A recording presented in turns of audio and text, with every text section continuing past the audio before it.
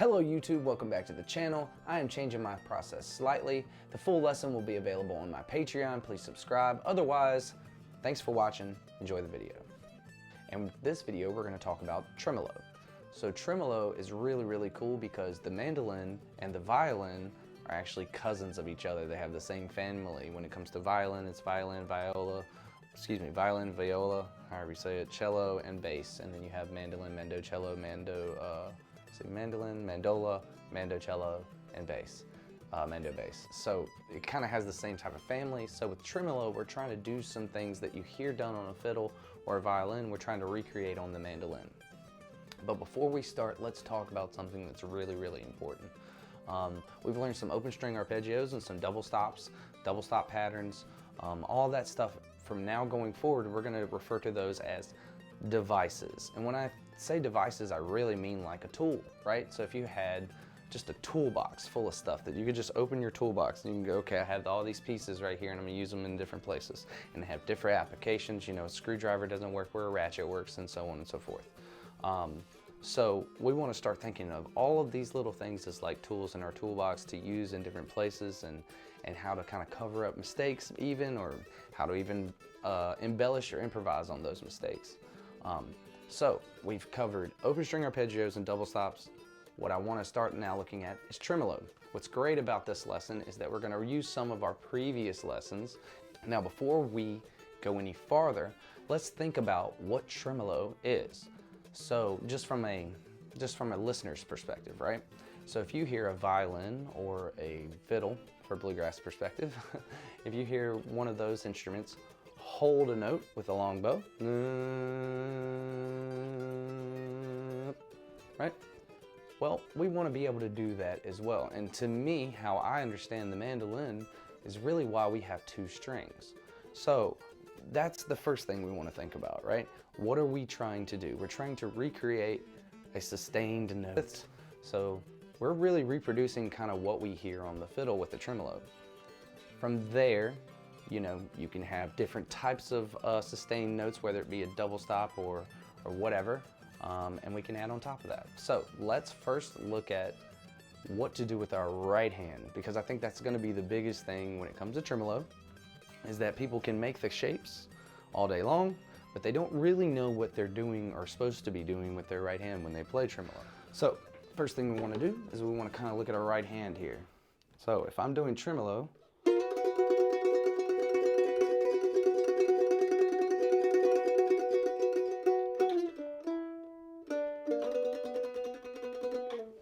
right? If I'm doing tremolo, what we want to look at here is I'm going to start on just the one string here.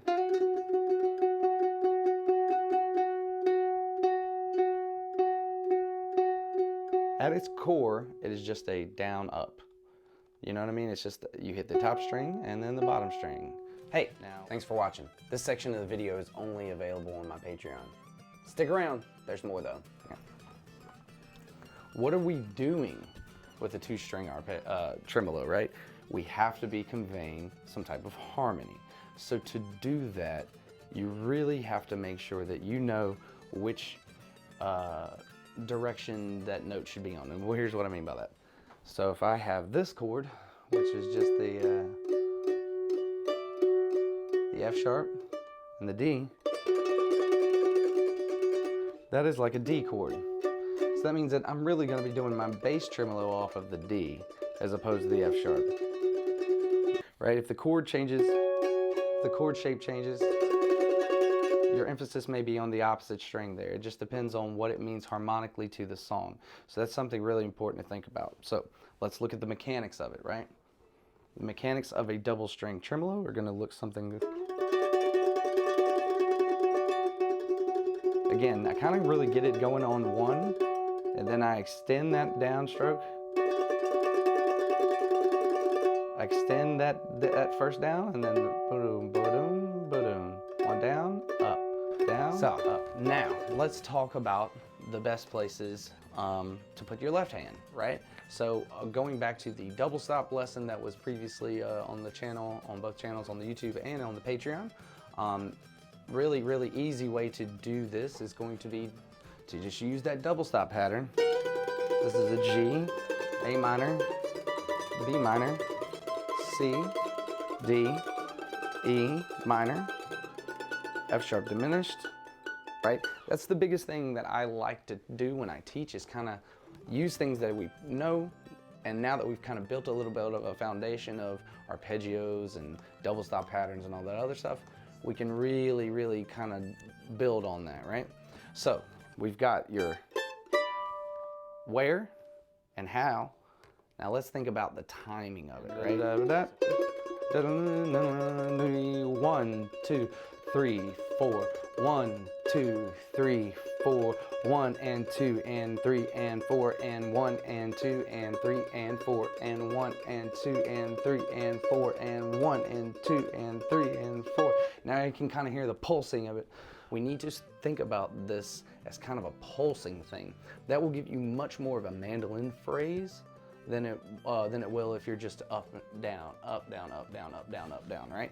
So if the song is 1, 2, 3, 4, 1, 2, 3, 4, 1, 2, 3.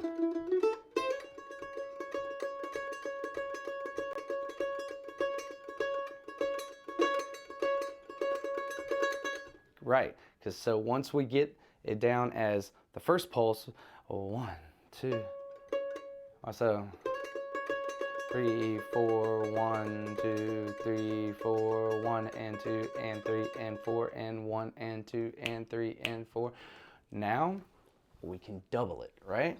So what I'm trying to show you here is, like, you can jump in the deep end and do double time tremolo, which is really kind of what we hear as tremolo, or you can learn how to build it, right? So what we've done here is play kind of a 4/4 tremolo, and now we're just going to double that, and so it'll sound like 1, 2, 3, 4, 1 and 2 and 3.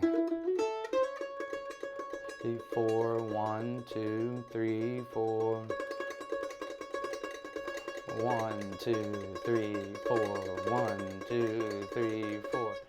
Thank you guys so much for watching. The remainder of this video is going to be available on my Patreon. If you have any questions, please drop them in the comment section. Otherwise, I will see you guys at the next video. Thanks for watching.